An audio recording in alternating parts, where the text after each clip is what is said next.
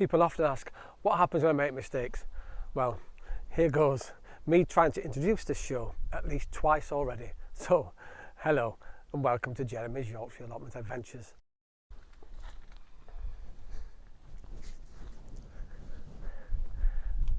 Hello and welcome to Jeremy's Yorkshire Allotment Adventures. Sit back, relax and welcome to the show. Oh, don't forget, if you enjoy these,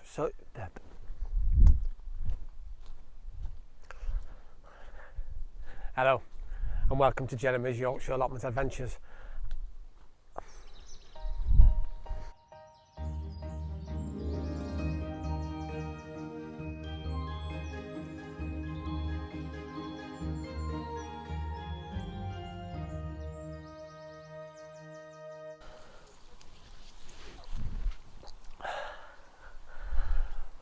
Well, here we have it, our first potatoes from inside the ground frame, and well, I've got about 3 or 4 of these ones, and these are Albert Rooster, of course. They're an all-round potato, but they really are good for mashing.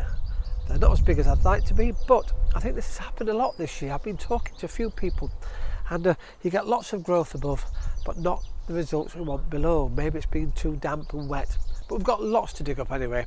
And these possibly could be the secondaries, because there's that many in there.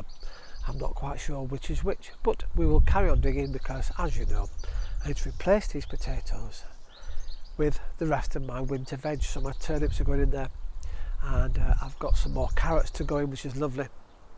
Although the carrots in there already are doing really well. My peas are coming up, which is rather lovely. They've been really slow for some reason. Maybe it's just not warm enough where they are this year, but well, they're doing okay. And interestingly enough, we've got some little roosters in this pack as well, but well, they'll all be good. We can wash them off and they can just put in storage, and these will keep the whole summer through. So I better get on, get some more up, get some more room, and well, how exciting, more veg to go in. I've picked my first broad beans off the plants, and we've not got many, but I think I've put them in the wrong position. They've not really had much sun where they've been.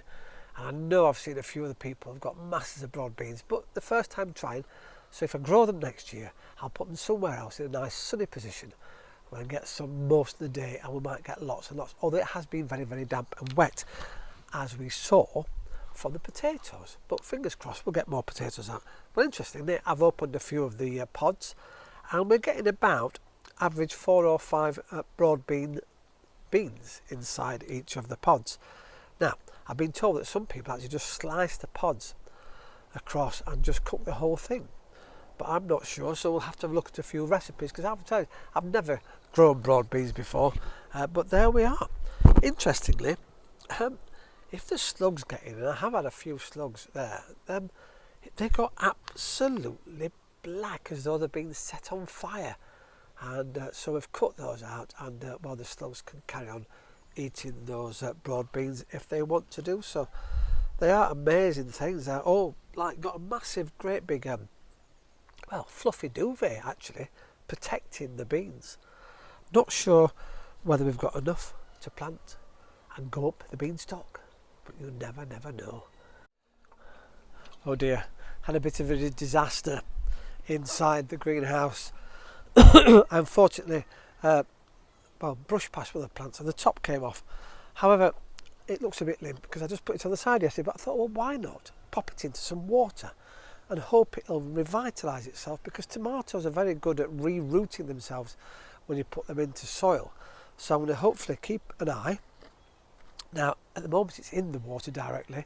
I'm going to let it have some juice and some water, some sunshine, hopefully some lovely. I might pop it back in the greenhouse here, and let's see if we can revive it and keep it going, because obviously it might produce some more tomatoes, and once it puts out some new roots, then we can repot it, and fingers crossed it'll come back.